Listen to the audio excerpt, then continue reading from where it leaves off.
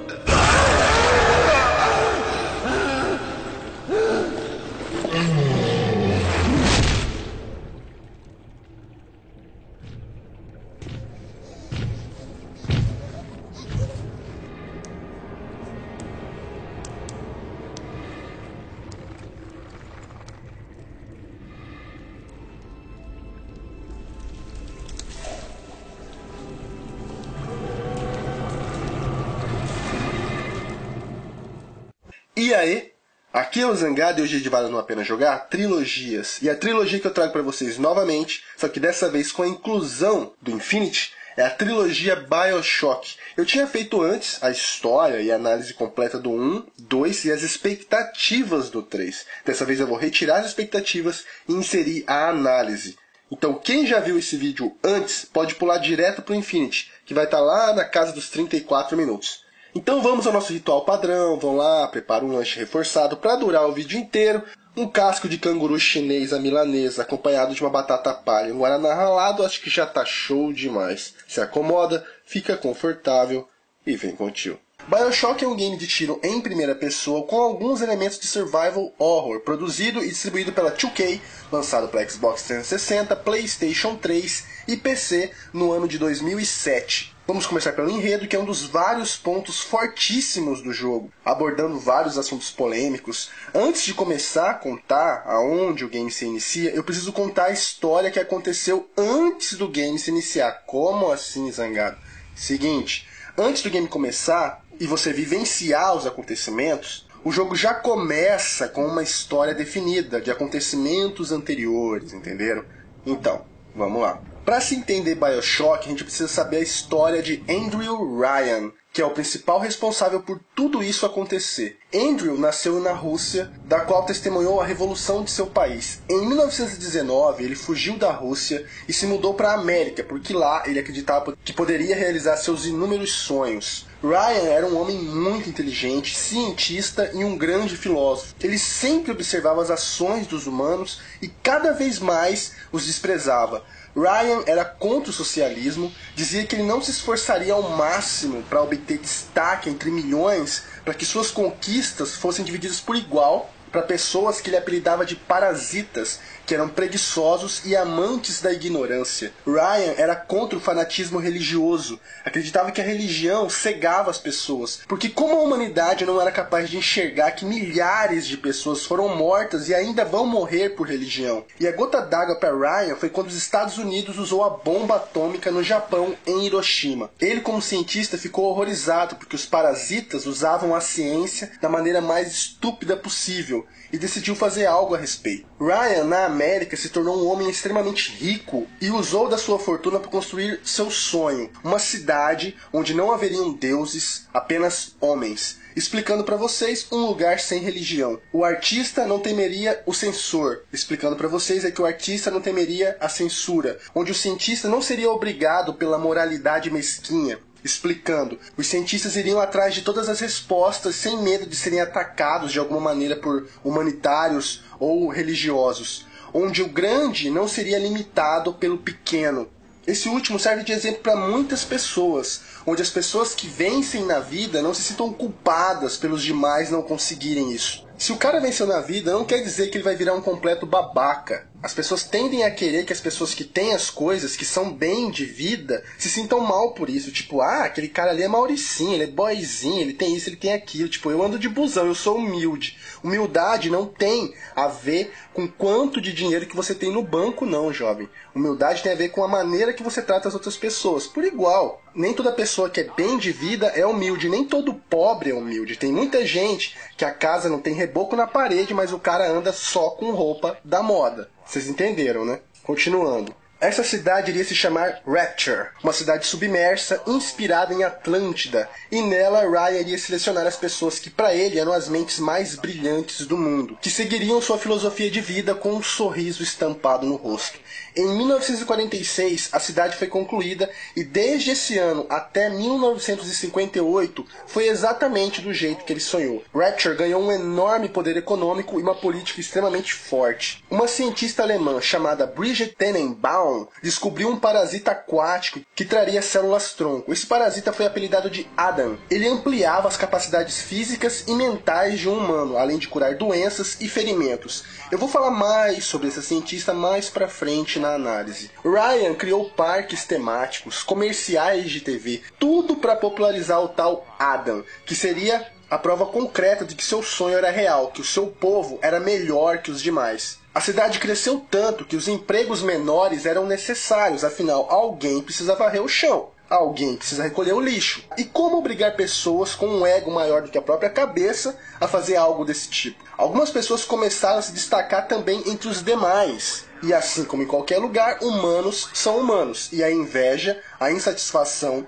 começou a prosperar. Algumas pessoas queriam abandonar a cidade, mas Ryan proibiu a todos qualquer contato com o exterior. E a desgraça foi se iniciando. A criminalidade começou a acontecer e uma força de oposição à tirania de Ryan se formou. Até que uma guerra civil aconteceu e a cidade foi arruinada por completo. Ainda existem mais detalhes sobre esses acontecimentos. Esses detalhes maiores vocês vão descobrir durante o gameplay de vocês, mas aí eu ainda vou falar mais sobre a história. E agora vamos para onde o game se inicia, que é no ano de 1960. O protagonista do game se chama Jack. Ele está em um voo comercial sobre o Atlântico e alguém o entrega uma espécie de presente com umas coordenadas. Quando simplesmente do nada o avião onde ele está cai, todas as pessoas morrem, com exceção de Jack, que é forçado a nadar até um farol próximo. Quando ele chega até o farol, adivinha para onde esse farol leva? É isso mesmo, é óbvio, né? Na verdade, Jack, cara, ele é predestinado a ir até lá, porque seu envolvimento com a trama é muito maior do que vocês podem imaginar. Porém,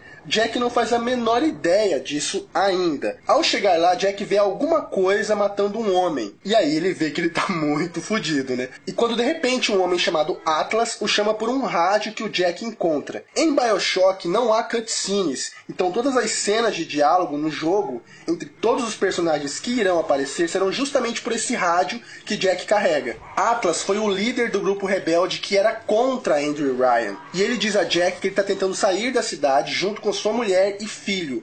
Porém, ele precisa chegar até um certo ponto da cidade para tentar consertar o mecanismo que vai retirá-los dali. Então ele tem a ideia de ser o guia do Jack, por conhecer a cidade, né? Fazendo com que Jack conserte lá o negócio e todos eles, incluindo o próprio Jack, possam escapar da cidade. Durante o game, a gente vai encontrar gravações de vários outros personagens que viveram junto com Andrew e Ryan, além das gravações do próprio Andrew também, contando a história mais detalhadamente para vocês. Então as únicas informações iniciais que o game nos dá é que jogamos com um cara que sofreu um acidente de avião, caiu no lugar errado e agora está tentando sobreviver. Mas é óbvio que é muito mais do que isso. A complexidade e o brilhantismo do enredo de BioShock é fantástico. Eu ainda vou revelar mais um pouco do enredo, mas vamos seguindo. O jogo ele tem aproximadamente entre 9 e 10 horas, até mesmo mais 11 horas de gameplay, variando para cada pessoa, se ela tem vontade ou não de explorar todos os cômodos e buscar todos os arquivos para um entendimento maior da história. Há caminhos extras em BioShock que não são obrigatórios, mas vocês vão ver coisas interessantes, né? Então com certeza é recomendável uma total exploração, porque o jogo é muito bom, cara. O que se pode fazer no game, Zangado? Ok, como eu já falei, é um jogo em primeira pessoa, então a gente vai contar com algum arsenal. São 8 armas no total, entre elas pistola, 12, machine gun, crossbow, lança-granada e outras.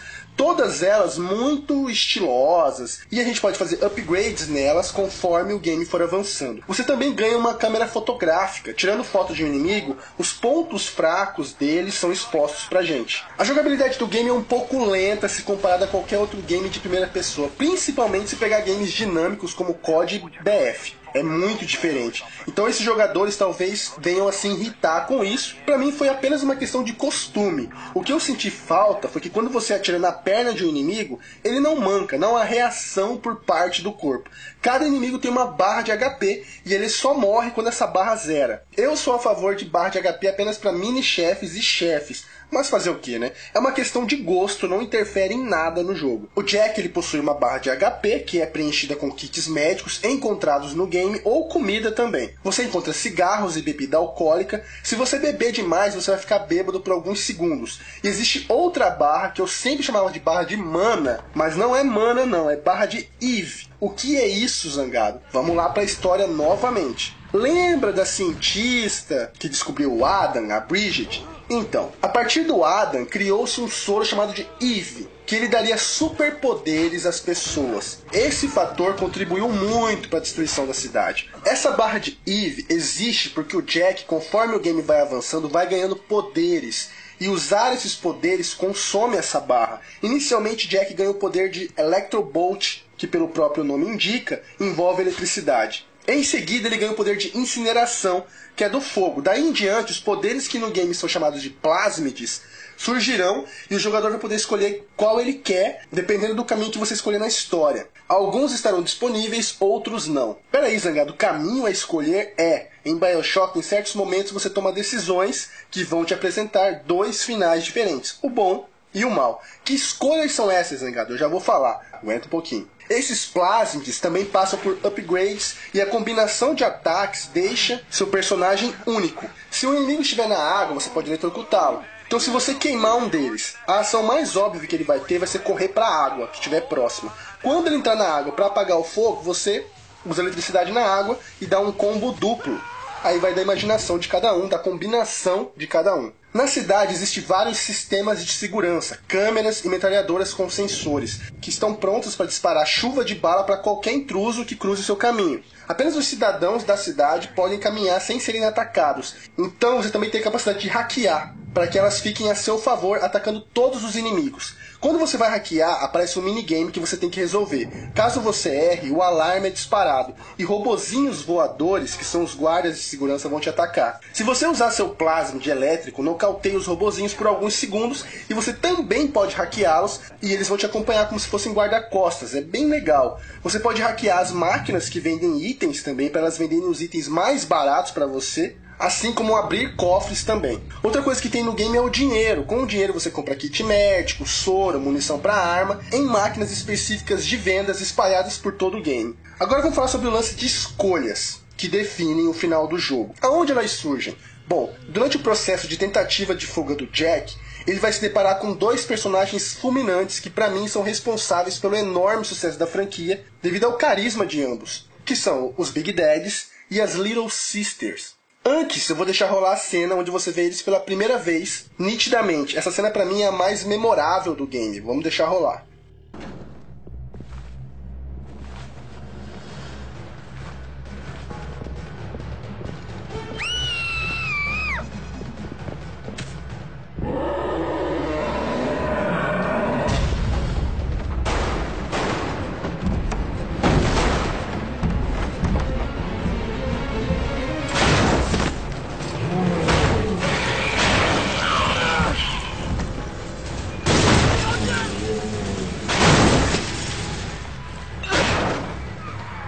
That's the Big Daddy.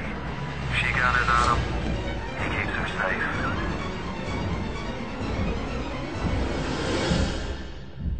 Foda demais, né, cara? É agora que a última parte da explicação da história vem. Novamente voltando para a bendita doutora. Todas as pessoas que usaram Adam, em algum momento da sua vida, ficavam com um líquido inserido em seus corpos para sempre. Então a doutora quis criar uma maneira de resgatar esse Adam para poder reutilizá-lo. Bom, extrair não era problema. A questão é que o parasita que produzia o Adam era extraído de lesmas. E essas lesmas não eram capazes de gerar Adam suficiente ainda mais para o comércio. E após alguns testes, ela descobriu que se inserisse esse parasita dentro de crianças do sexo feminino, ela seria capaz de produzir em larga escala o Adam para o comércio, e essas crianças poderiam beber o Adam dos cadáveres e reaproveitá-los. E foi assim que surgiu a ideia das Little Sisters, menininhas que saíam pela cidade procurando cadáveres, dos quais elas chamavam de anjos, extraindo o Adam de dentro deles e bebendo no mesmo instante. Andrew Ryan começou a sequestrar as meninas de seus lares e as levarem para o orfanato escondido para utilizá-las nos projetos de ciência. O problema é que a cidade já estava com o pé nas ruínas e as pessoas estavam obcecadas por poder. Adam viciava, e quanto mais Adam você insere, sua forma física e a sua mente são prejudicadas, fazendo a pessoa ficar deformada e insana. Porém, não era segredo que as Little Sisters faziam. Então os cidadãos as caçavam sem misericórdia, matavam todas elas para extrair o Adam de dentro. Bridget começou a ficar muito arrependida da sua descoberta, e mais ainda pelo que ela estava fazendo com as meninas. No início, as meninas não queriam obedecer, elas não tinham coragem de andar em meio de loucos e beber líquido da barriga de cadáveres. Então, um cientista chinês chamado Yi Chuchong alterou a mente das meninas. Elas acreditavam em estar andando em um local lindo, mágico, e enxergavam os cadáveres destruídos no chão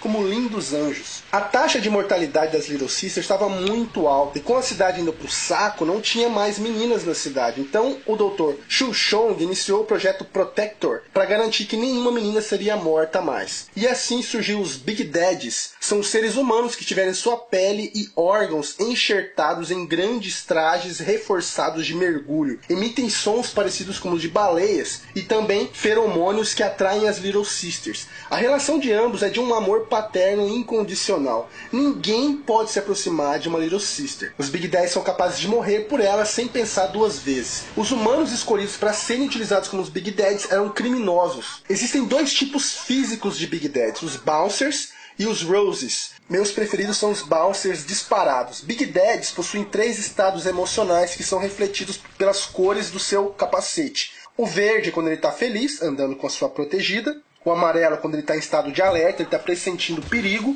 E vermelho quando a fúria toma conta dele e ele mata tudo que se aproxima de uma Little Sister. Após a catástrofe, haviam mais Big Daddies do que Little Sisters. Isso gera às vezes guerra entre eles mesmos. Big Daddies não têm função nenhuma na vida a não ser amar e protegê-las. Todo mundo já ouviu falar de histórias impossíveis de pais e mães para proteger seus filhos, retirando força de lugar onde não há. Imagina uma criatura gigante defendendo quem ama. É tenso o negócio. Bridget abandona o projeto e desaparece de todos, decidida a criar um antídoto para salvar todas as Little Sisters, livrando elas dos parasitas. Quando o Jack aparece e encontra a primeira Little Sister, a Bridget vai falar com ele pelo rádio e dizer que se ele machucá-la, ela vai matá-lo. E o Atlas, que é o cara que tá te guiando, vai dizer para você matar e pegar o Adam de dentro delas, porque elas não são mais crianças, elas são monstros. E aí surgem as escolhas, jovens. Se você salvar uma Little Sister usando o soro, você ganha uma quantidade muito pequena de Adam. Se você matar uma Little Sister, você ganha mais do que o dobro de Adam. O Adam é utilizado para adquirir plasmids. O caminho do bem é mais difícil, mas pra mim compensa muito mais. Cada estágio do jogo tem um número X de Little Sisters indicados no mapa, e há vários Big Daddies andando. Você é obrigado a salvá-las ou matá-las, e pra isso você vai ter que lidar com os grandalhões. Eu gosto muito dos Big Daddies, cara, e tenho muita pena deles. Big Daddies, em sua maioria, são pacíficos, e você pode usar isso a seu favor, atraindo os outros inimigos até onde tem o Big Daddy e se esconder, que daí o Big Daddy mata todos. E se você encontrar um Big Daddy sem Little Sister, você também pode atraí-lo para perto de outro Big Daddy com Little Sister, fazendo os dois lutarem por ela até a morte. Eu falei que o enredo do BioShock é complicado, mas com essas explicações eu tenho certeza que agora vocês não vão achar mais. Eu acho muito fantástico todo esse universo. A ambientação do jogo é lindíssima, a direção de arte do jogo é espetacular, o gráfico do jogo é muito lindo, principalmente a água do game. Em animações gráficas tem duas coisas que são difíceis de fazer. A primeira delas é a água, e a segunda são os fios de cabelo. Pior que esses dois é só cabelo embaixo d'água. A água de BioShock é fantástica, assim como o fogo de Far Cry 2 é fantástico. A trilha sonora do game, com aquelas músicas de época, dão um toque encantador e ao mesmo tempo macabro pro game. A dificuldade do jogo é mediana. Eu achei o jogo no geral bem fácil, com algumas batalhas em particulares difíceis, geralmente com os Big Daddies mesmo. O que facilita ainda mais é o seguinte: vamos supor que você lutou com um Big Daddy e foi derrotado. Existem umas cápsulas chamadas de Vita Chambers, ou Chambers, que é de onde você vai renascer. Quando você renasce, os inimigos que você estava lutando antes de morrer não recuperam HP. Então mesmo que você morra 10 vezes pro mesmo inimigo, cada vez que você voltar, ele vai ter menos energia. Isso acaba facilitando muito as coisas. E agora eu vou falar dos inimigos do game, que são conhecidos como Splicers. Splicers são claramente as pessoas que abusaram do Adam, sobreviventes à guerra civil, que vagam pela cidade em busca de Adam, Little Sisters e pessoas normais para matar. Existem alguns tipos. O primeiro tipo é o Thuggish, são os mais fracos, usam armas brancas e são rápidos. Leadhead, exatamente iguais aos Thuggish, porém eles usam armas de fogo. Spiders, é capaz de andar nos tetos e arremessam ganchos. São muito habilidosos e rápidos. Houdinis são capazes de se teletransportar e usar ataques elementais. Nitro são lançadores de bombas, coquetéis molotovs, bomba de fumaça, etc. Escolher o caminho a se seguir interfere em alguns diálogos diferentes e uma ou outra batalha que vai mudar também. Claro que os plasmids eu já falei que muda também. O boss final é sempre o mesmo. A dublagem do jogo é legal, a inteligência artificial dos inimigos é razoável. Todos eles se movem na vontade de te matar, raramente a gente vê alguma estratégia por parte deles. Cada fase que a gente passa, um loading acontece e são um pouquinho demorados, cara. O jogo não possui multiplayer. BioShock é um game que tem elementos de survival horror, mas eu não lembro de sentir terror em nenhum momento. Há várias situações bizarras que você vai presenciar, mas eu acho que a ação sobrepõe a tentativa de terror. O universo em si é obviamente bizarro. BioShock foi aclamado pela crítica e teve uma média nas reviews de 9,6, sem contar vários prêmios de sites e revistas especializadas. Vendeu 4 milhões de unidades, saldo bastante alto para um game estreante, mas também com uma qualidade dessa nada mais do que merecido. Então bora pro próximo. E no início de 2010 foi lançado BioShock 2 para PC, Xbox 360 e PlayStation 3. Novamente vamos começar pelo enredo, agora tudo, teoricamente está mais fácil para se explicar, já que eu falei tanto em BioShock 1. E antes de começar a falar do enredo do Bio 2, vamos falar dos acontecimentos anteriores. O novo protagonista chamava Johnny Topside, agora conhecido como Projeto Delta. Um Big Daddy é o protagonista agora, Zangado. Pois é, eu tinha dito que a popularidade do personagem era grande, tanto que ele acabou se tornando o personagem principal. Antes de começar, eu vou contar a história do Johnny. Johnny era um mergulhador que realizava investigações em navios naufragados no Atlântico e acidentalmente descobriu Rapture. Ele foi aceito na cidade e acabou se tornando tipo uma celebridade. Andrew Ryan não confiava em Johnny, achando que ele era tipo um espião, querendo sabotar o seu sonho, e se encarregou de dar um sumiço em Johnny, considerando ele como um criminoso. Lembra que eu disse pra vocês que os Big Daddies eram criminosos? Pois então, nem todos, cara, eram culpados por seus crimes. Johnny era um desses. Enquanto prisioneiro, um homem chamado Augusto Sinclair o pegou para fazer testes científicos de plasmídios. Augustus era um dos homens mais bem-sucedidos da cidade, e como Johnny suportou todos os testes, quando o projeto Protector foi iniciado, Johnny era o top da lista para a transformação. E a Little Sister da qual ele vai tomar conta se chamava Eleanor Lamb. Antes de continuar, outro personagem que eu também tenho que contar a história para vocês é de Sophia Lamb, mãe de Eleanor. Sophia era uma médica psiquiátrica muito religiosa que trabalhou como missionária em locais atingidos pela guerra. Um dia ela foi convidada por Andrew Ryan a morar na Cidade dos Sonhos, né? Sophia ficou muito feliz por ter sido escolhida, e Sophia era daquelas pessoas altruístas. O que é isso, Zangado? São pessoas que ajudam outras sem receber nada em troca, às vezes até mesmo se prejudicando. E ela começou a espalhar por Rapture essa sua filosofia. Um dia ela teve uma filha, como eu já disse, Eleanor, da qual ela criou isolada das outras crianças, porque ela queria preparar a sua filha com toda a sua filosofia e conhecimento para tentar moldar um gênio, para perpetuar o seu sonho futuramente. Sua bondade começou a se tornar lendária na cidade e acabou chamando a atenção negativamente de Andrew Ryan. Lembra que eu disse para vocês que o Andrew era contra o pensamento de se destacar entre milhões para depois dividir com eles? E além disso, Sophia também defendia o direito das pessoas de terem religião. Vários debates eram marcados e Sophia por diversas vezes venceu alguns, despertando assim a ira de Andrew. Assim, ele acabou armando uma armadilha para cima de Sophia e ela foi presa. Na prisão, ela trabalharia como psiquiatra para tentar acalmar os presos. Porém, ela começou a manipular os presos a seu favor. Só que vários desses presos estavam sendo pegos para o projeto Protector. E a sua filha foi pega para se tornar uma Little Sister, fazendo com que Sophia tivesse que agir mais rapidamente ainda. Na celebração de Ano Novo, em 1958, ela elaborou um plano para recuperar sua filha novamente, que é justamente a intro do jogo. Quando Johnny, agora transformado em Big Daddy, tenta proteger Eleanor, ele é atacado com um plasmid de controle mental e Sophia o obriga a dar um tiro na própria cabeça.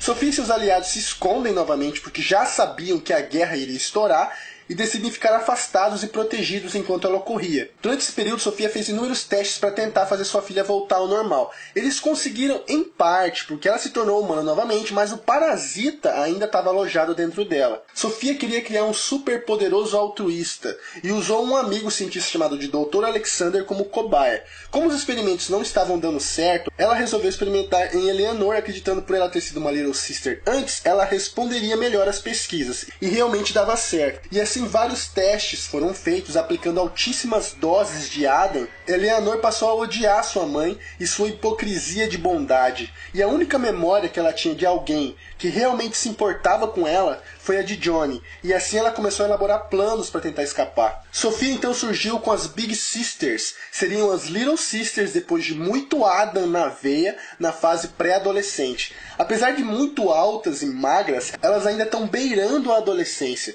Elas usam roupas parecidas com as dos Big Daddies e todos os plasmids utilizados por elas são sempre em um nível superior. Acreditem se quiser, elas são bem mais poderosas que os Big Daddies. E Sophia deixou ela de responsáveis pelas seguranças das Little Sisters, junto com os Big Daddies. Porém, para continuar com a pesquisa, Sophia precisava de mais crianças, e isso não seria possível com uma cidade arrasada, e depois do que o Jack já havia feito, Jack, o protagonista do primeiro game, lembrando que o final verdadeiro é o final bom, ficava ainda mais difícil, né? Assim ela começou a enviar Big Sisters para fora da cidade, sequestrar meninas e trazer para as pesquisas prosseguirem. Sophia se dizia uma enorme admiradora das ações de Jack, e segundo ela estava disposta a continuar o seu legado, reconstruir a cidade como uma nação de bondade. Pura baboseira. 10 anos se passaram, 8 anos em relação ao primeiro game. Eleanor tem um plano para escapar. Ela pede para as Little Sisters a ajudarem na execução dele. O plano vocês já sabem, ressuscitar o primeiro Big Daddy, Johnny,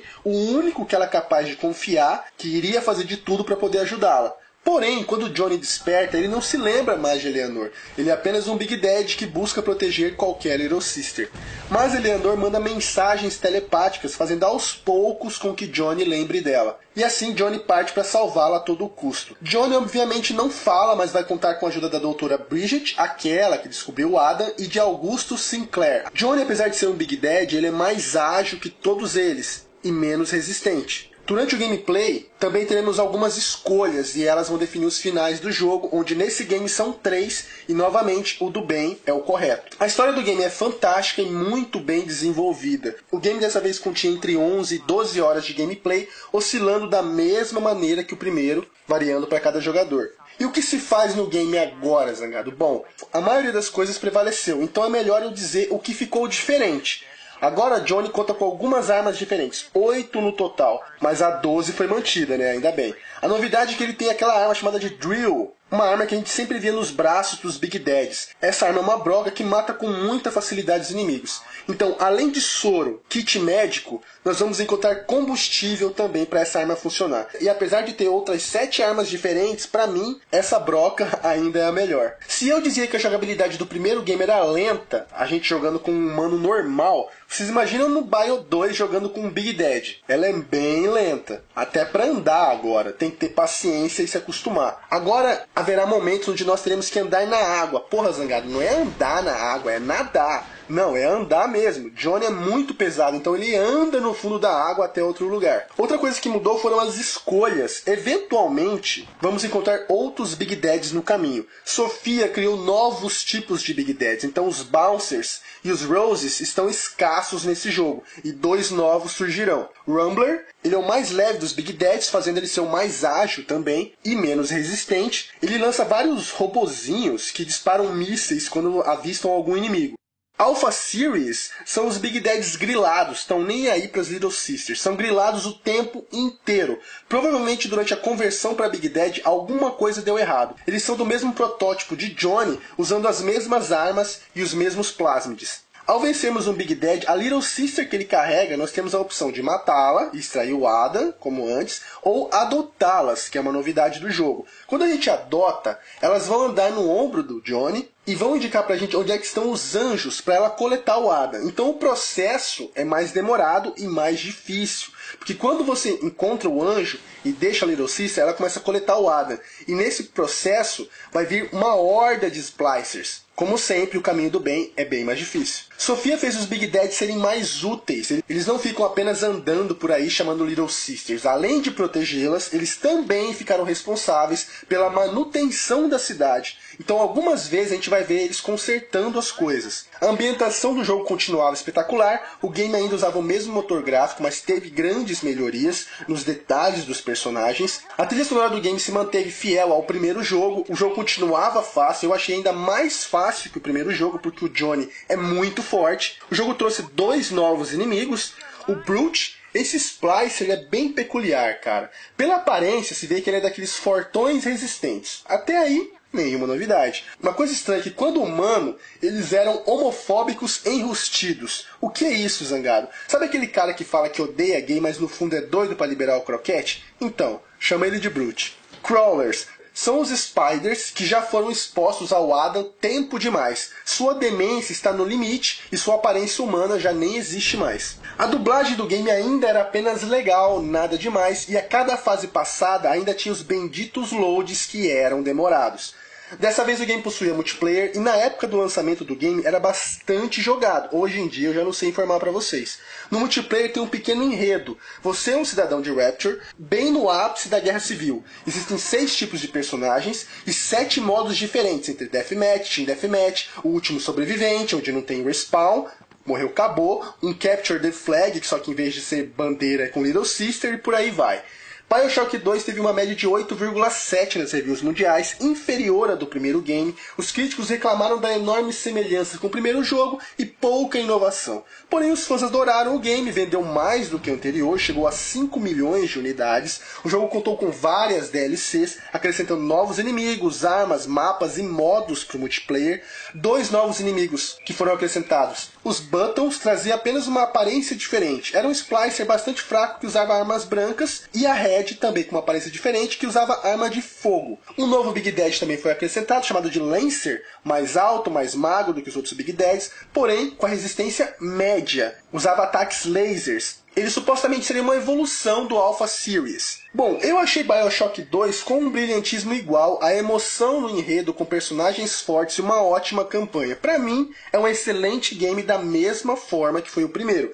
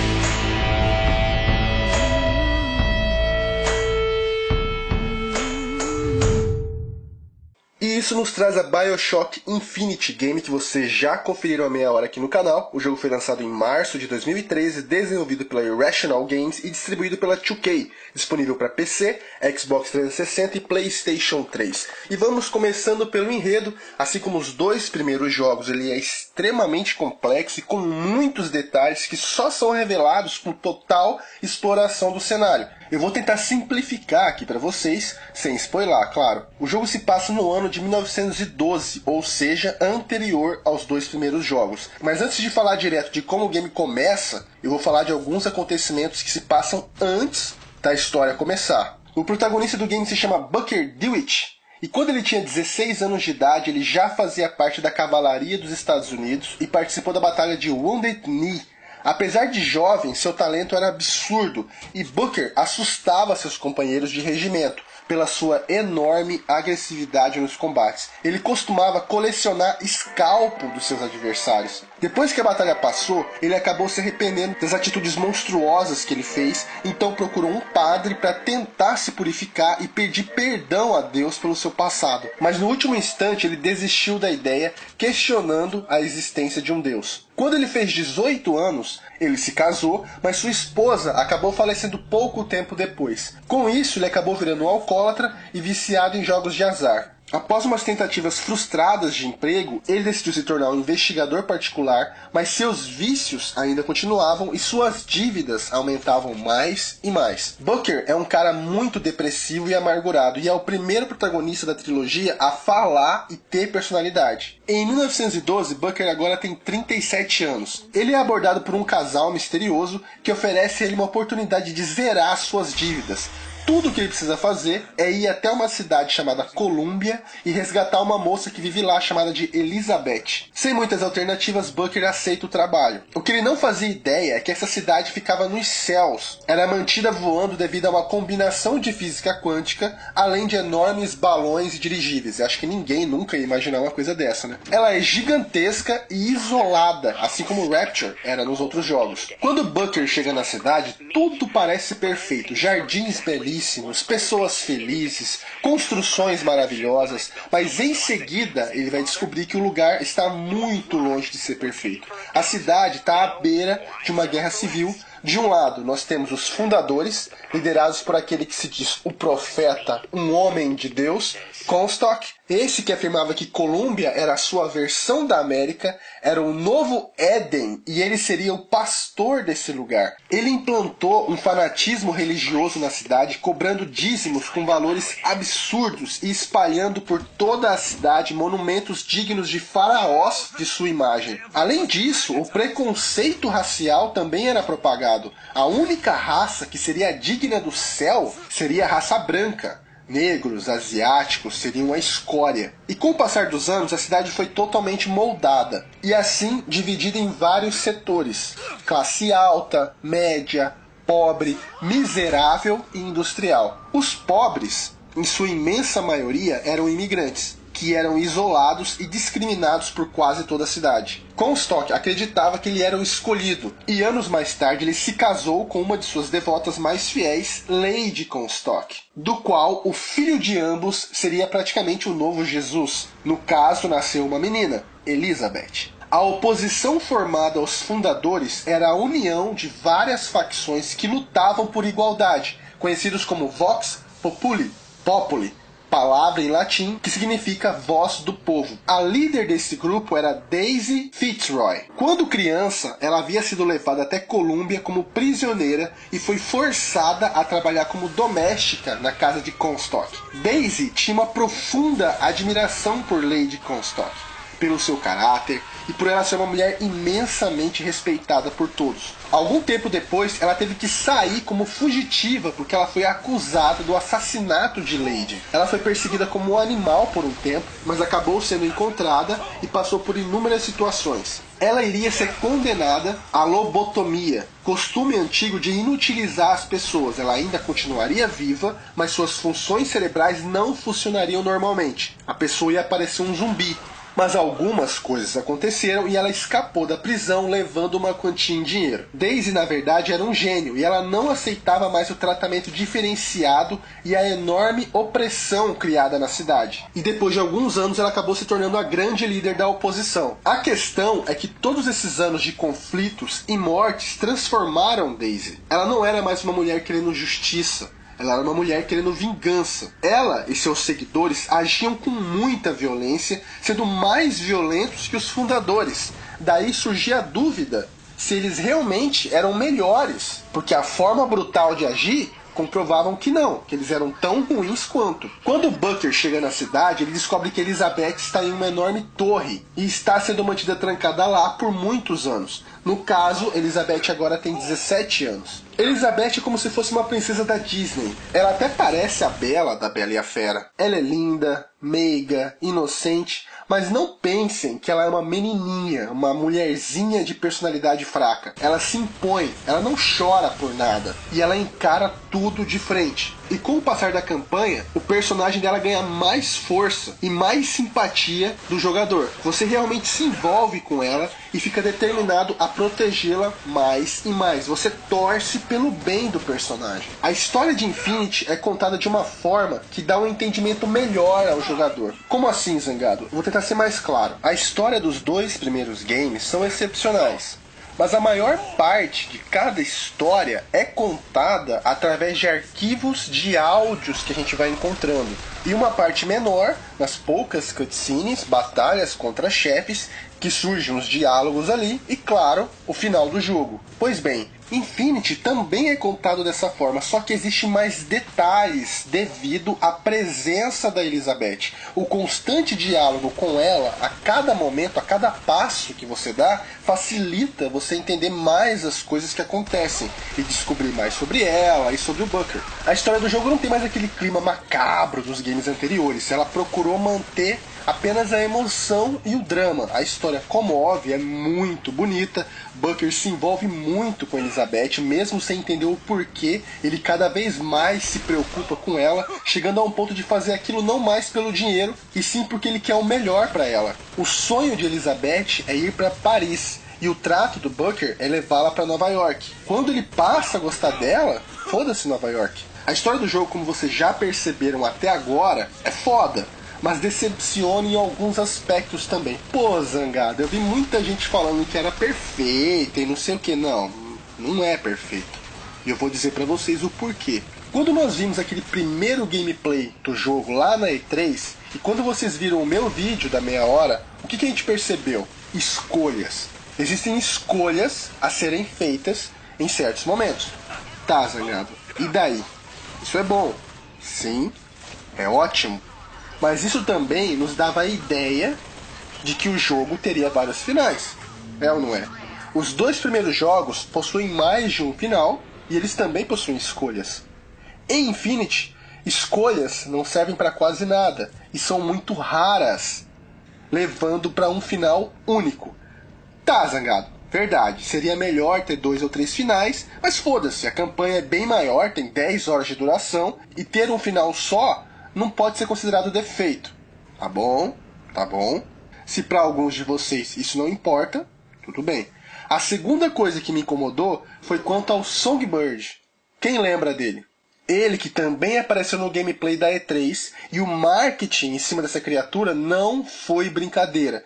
Ele que seria o suposto substituto, entre aspas, do Big Daddy. Songbird foi criado de uma maneira semelhante aos Big Daddies, o Homem-Máquina. Quando Elizabeth foi posta na torre, ele foi criado para ser seu único companheiro e protetor. Ele não deixaria que ninguém se aproximasse dela e nem que ela saísse da torre. Tudo que Elizabeth pedia, ele trazia. Livros, algum tipo de comida que ela gostava. Elizabeth o amava muito, mas quando ela cresceu e percebeu que ele estava a mantendo em cativeiro, ela passou a odiá-lo assim, mais ou menos, né? Por não deixá-la ir. É bem triste a relação de ambos, cara, porque ambos se amam muito. O Songbird só faz essas coisas porque ele foi programado para isso. Ele jamais quer ferir ou ver Elizabeth infeliz. E mesmo que Elizabeth tenha raiva dele por vários motivos, ela não quer o mal dele. É bem comovente o desfecho de toda essa história, mas então, o problema que eu tô querendo dizer é: Songbird, o garoto propaganda do jogo, nem sequer aparece direito. Em uma campanha de 10 horas, ele faz uma pequena aparição no início, depois uma outra na metade, e na reta final ele faz aparições mais constantes. Sem contar que você não enfrenta Songbird nenhuma vez. Ele é um personagem único, diferente dos Big Daddies, que haviam vários, e ele poderia ser muito mais explorado. A sua grande ausência, cara, decepciona bastante. E a terceira coisa que me incomodou no enredo é o seguinte: Colômbia é uma cidade totalmente habitada, cheio de pessoas transitando, fazendo piquenique, comprando, bebendo, se divertindo, certo? E o jogo funciona assim: quando nós chegamos em um local novo, o GPS nos indica o local que a gente deve ir. E a gente nunca vai direto no objetivo, né? A gente vai explorar tudo à nossa volta, encontrando assim missões secundárias e tal. Se a gente entra em uma loja e tenta pegar o dinheiro da caixa registradora, o dono da loja vai reagir e vai virar bagunça. Vai trocar tiro, polícia vai vir, enfim. O exemplo que eu quero dar é esse. Existe uma parte pobre da cidade, chamada de favela, e lá você pode encontrar uma mãe sentada com um filho muito doente no colo e ela pedindo esmola. Tá, zangado, e daí? Fala logo, porra. Calma. E daí que se você quiser arrancar a cabeça da mãe na frente do menino, você pode. Vai rolar uma confusãozinha ali, algumas pessoas vão gritar, correr, outras vão te atacar, mas tudo volta ao normal. O jogo não vai me punir por eu ser malvado. Eu posso matar inocentes. No gameplay ao fundo, eu vou matar todos os inocentes que eu vou encontrar para vocês confirmarem o que eu tô falando. Podem reparar aí. Eu mato inocentes e ainda sou visto como um herói. Sacaram? O jogo possui um final, então foda-se. Quer entrar em todas as cidades e matar todo mundo e roubar todas as lojas? Vai em frente, não tem problema. A Elizabeth não liga. Esse foi o fator que mais me decepcionou em todo o jogo, cara. Se eu tento atacar a Elizabeth, o jogo não permite. Deveria ser da mesma maneira com as pessoas inocentes. E se caso eles quisessem deixar eu matar inocentes, que isso interfira de alguma maneira. Que a Elizabeth gritasse comigo, me atacasse, que o jogo desse game over, que algo acontecesse. Mas nada acontece. Sei que alguns de vocês zeraram e nem sabiam que podia fazer isso. Ah, Zangado, eu zerei esse jogo e não sou doente mental igual você que fica atacando pessoas inocentes.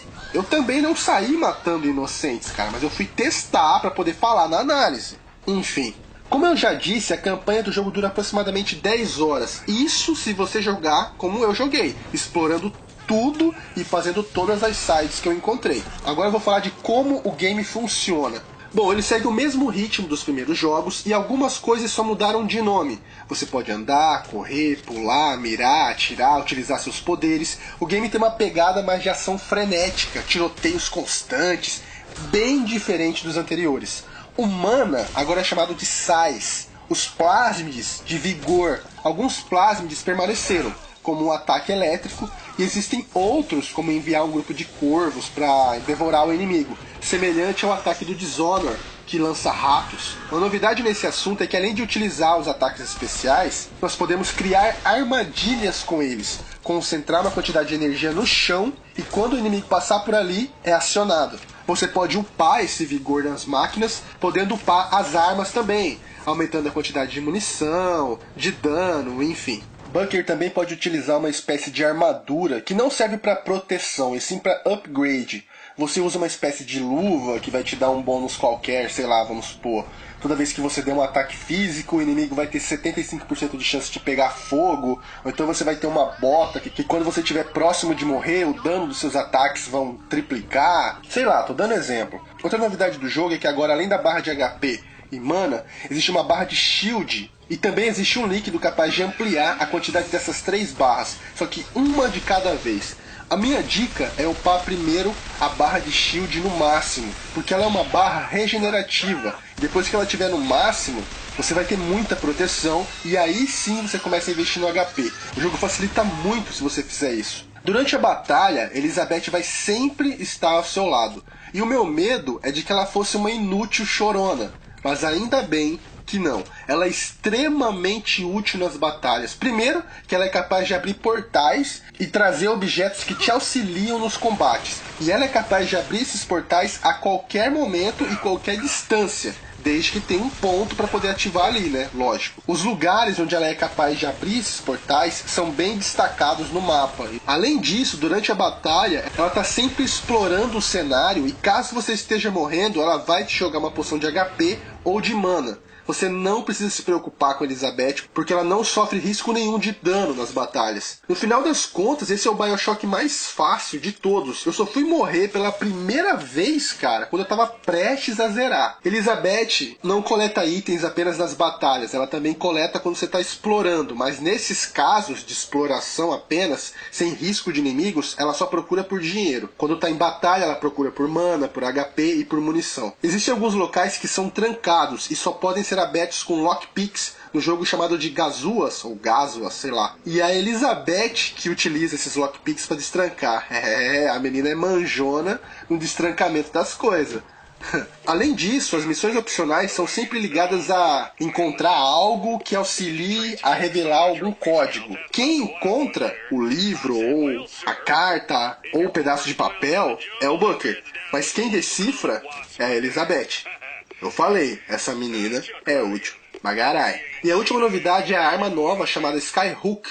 Essa arma é a única fixa. Ela serve para os ataques físicos e para você se pendurar nos cabos espalhados no jogo, assim transitando por eles. Enquanto você estiver pendurado nesses cabos, você pode chegar até outras áreas, atirar e cair executando ataques nos inimigos. O jogo ainda possui vários secrets, arquivos de áudio chamados voxophones, os cinetoscópios, que são os filmes antigos que a gente assiste para saber mais sobre a história da cidade. O gráfico do jogo é simplesmente maravilhoso. A ambientação do jogo é uma das melhores que eu já vi nesses jogos da última geração. Columbia é hipnotizante, cara. É extremamente linda e riquíssima em detalhes. A trilha sonora do jogo é muito semelhante à dos primeiros jogos, com músicas temáticas do ano em que se passa, é muito legal. Os controles seguem também o mesmo ritmo, a jogabilidade é ótima, responde muito bem. Os novos movimentos, como esse Skyhook, eu achei que seria uma carniça para controlar, mas porra nenhuma, é mel na chupeta. A inteligência artificial do game é muito boa, cara. Tanto dos inimigos, que em desvantagem se escondem, não se expõem para serem mortos, procuram flanquear, e a inteligência artificial da Elizabeth, cara, é a melhor de todas. Ela se comporta de uma maneira brilhante durante as batalhas. Ela realmente não te atrapalha nunca. E nos momentos de exploração, ela interage com tudo. Ela senta no sofá, na cadeira, ela olha pela janela, ela mexe em itens do cenário, ela se apoia na parede, ela não entra em banheiro masculino. Muito bem feito. A expressão facial dos personagens é ok, com exceção da Elizabeth, que é perfeito. É mais do que evidente que rolou um capricho maior dos desenvolvedores no olhar dela. Ela transmite muita emoção. A dublagem do jogo é muito bem feita também. O jogo ainda possui loads entre os cenários, mas são bem menos demorados que do Bio 2. A movimentação do jogo é muito bem feita para Elizabeth e para os inimigos. Para os cidadãos, nem tanto, eles são bem travados. O arsenal do jogo é bem vasto, apesar de ser um cara clássico que só anda com a boa e velha 12 e a metralhadora. Eu dei uma testada no rifle, no lança-míssil, uma vezinha ou outra ali, mas só andava com essas duas mesmo. Lembrando que você pode dar upgrades nessas armas, nas máquinas de venda. Uma novidade que ele me apresentou que não agradou algumas pessoas, inclusive pessoas que participaram da produção do jogo, foi a violência gráfica. Agora nós temos mutilações, muito sangue jorrando, coisas que a gente não via nos outros dois jogos. Alguns funcionários disseram que o jogo era excelente e não precisava desse tipo de apelação para vender. Apesar de alguns conflitos, o jogo saiu assim mesmo, com sangue zorrando mesmo. Sobre os novos inimigos, realmente eles deixaram muito a desejar se comparado aos dos games anteriores, que tinham um designer muito mais foda. Também a temática do jogo deixou de ser macabra, né? Então as coisas tinham que ser de outra forma. Sobre esses novos personagens, vale a pena comentar dois deles para vocês. O primeiro é o Patriota. Esse robô foi construído para contar acontecimentos históricos. Seria como se fosse um guia turístico. Nessa guerra civil ele foi reprogramado pelas duas facções. Pelo lado dos fundadores, ele possui a cabeça do George Washington, e pelo lado dos oprimidos, ele tem a cabeça do Abraham Lincoln. Ele tem uma grande resistência a dano, e ele causa muito dano porque ele tem uma metralhadora muito fodida. Seu ponto fraco é nas costas, onde ele tem uma engrenagem gigante. Atirando ali, facilita e reduz um pouco o tempo de luta contra ele. E o outro é o Handman, esse que é o inimigo mais casca-grossa de todos. Handman, na verdade, é um pobre coitado. Os deficientes de Colômbia receberam uma oportunidade de melhorar, entre aspas, as suas vidas. Haviam desenvolvido um corpo robótico, onde essas pessoas poderiam ter todos os movimentos novamente, que não possuíam no seu corpo humano. Com isso, eles voltariam a ser totalmente felizes. E ainda mais, eles poderiam viver para sempre como máquinas. Essa era a promessa. Vários deficientes participaram dessa experiência e quando foram perceber, o corpo robótico era totalmente desproporcional e por serem máquinas, eles não conseguiam dormir e tinham constantes dores fortes de cabeça, fadiga e estresse, além de serem humilhados pela sociedade. Handman é capaz de saltar longas distâncias e te perseguir aonde for. Se você está em um telhado, ele é perfeitamente capaz de chegar até você. A porrada dele é muito forte e ele tem uma resistência absurda, mesmo na cabeça. Você olha pra ele, tudo indica que o ponto fraco seria a cabeça, né? Mas não é. São poucos Handmans no jogo, mas as batalhas contra ele são sempre impressionantes. E se o game vale ou não a pena jogar, BioShock Infinite é um game maravilhoso. Mas vocês precisam entender o seguinte: não é porque você jogou os dois primeiros e achou, melhor game do mundo, que você vai achar esse aqui também. Os jogos possuem suas semelhanças, mas em sua grande maioria, eles são diferentes. E esse ritmo diferente de clima e de jogabilidade pode não te agradar tanto como nos dois primeiros. E isso também serve para o contrário. Pessoas que jogaram os primeiros e não gostaram, você pode ter uma opinião totalmente diferente quando você jogar o Infinite. Entenderam? O jogo é excepcional. E é um candidato a game do ano. Antes de encerrar, eu queria falar para vocês que existe um livro chamado BioShock Rapture, que conta a história dos primeiros jogos. Eu coloquei um link para ler esse livro online na descrição do vídeo. Infelizmente, eu não achei em português, só em inglês. Então, quem entende, tá aí para vocês conferirem depois. Além de umas artes conceituais do jogo, também disponibilizados gratuitamente pela própria 2K. Também quem tiver interessado, tá na descrição, certo? Bom, então é isso, jovens. Eu espero que vocês tenham gostado. Me desculpe pela minha voz estar bem estranha. Não esqueçam de avaliar, se possível comentar. E se gostou e não está no canal, se inscreve aí. Grande abraço a todos vocês, jovens. Tudo de melhor sempre. Beleza? Então, valeu, falou e até mais.